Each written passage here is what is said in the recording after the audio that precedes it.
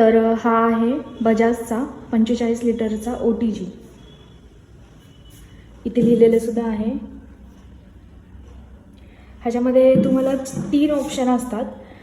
एक असतो टेम्परेचर, एक असतो मोड आणि हे आहे टायमर. तर टेम्परेचरमध्ये तुम्हाला जो पदार्थ बनवायचा आहे त्याचं टेम्परेचर सिलेक्ट करावं लागतं सर्वात पहिले. जसं की आता मी केक बनवते तर मग मी टेम्परेचर ठेवते 170. ठीक आहे, हे आहे 170. त्यानंतर मोड, आता टोस्ट मोड आहे, इथे बेकिंग मोड आहे, ग्रिल मोड आहे, रोटी मोड आहे आणि वाम मोड आहे. तर आता मला हा OTG ह्यामध्ये मला केक बनवायचा आहे.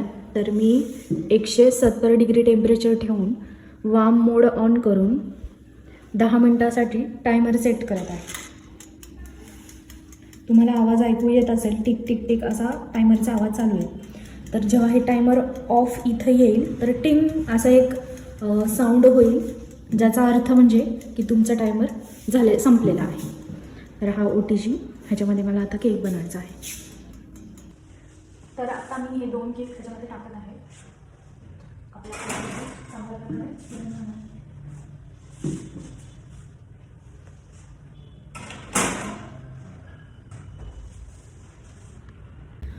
केक मी टाकलेला आहे ह्याच्यामध्ये. तर आता मी मोड चेंज करत आहे. बेकिंग मोड सिलेक्ट केला आहे.